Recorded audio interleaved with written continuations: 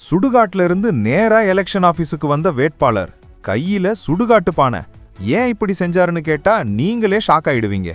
இது உங்க ஓட்டுக்கான ஒரு எச்சரிக்கை. கோவை தொண்டாமுத்தூர் தொகுதியில ஒரு பரபரப்பு. 68 வயசான நூறு முகமது அப்படிங்கிற சுயேட்சை வேட்பாளர் வேட்புமனு தாக்கல் செய்ய வந்த விதன்வா இப்போ சோஷியல் மீடியாவில் செம வைரல்.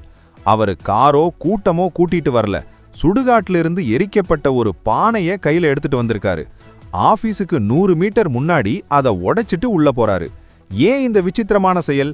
வாக்காளர்கள் காசு வாங்கிட்டு ஓட்டு போடுறதுக்கு தன்னோட எதிர்ப்பை தெரிவிக்கத்தான் இந்த அதிரடி முடிவு.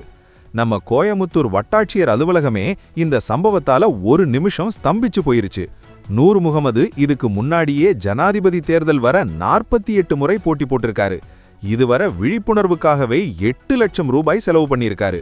அவர் சொன்ன ஒரு விஷயம்தான் இப்போ ட்ரெண்டிங். சுடுகாட்டுல நடக்கிறது தான் இறுதிச் சடங்குன்னு நினைக்காதீங்க. ஓட்டுக்கு காசு வாங்கினா உங்க வீட்டுக்குள்ளேயே இறுதிச் சடங்கு நடந்துடுச்சுன்னு அர்த்தம்.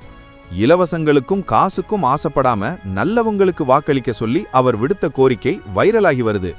கல்வியும் மருத்துவமும் இலவசமா கிடைச்சா இந்தியா வல்லரசாகும்னு அவர் சொல்றத நீங்க ஏத்துக்கிறீங்களா? ஓட்டுக்கு காசு வாங்குறது சரியா தப்பா? உங்க ஊர்ல இது நடக்குதா? கமெண்ட்ல சொல்லுங்க. மறக்காம ஷேர் பண்ணுங்க.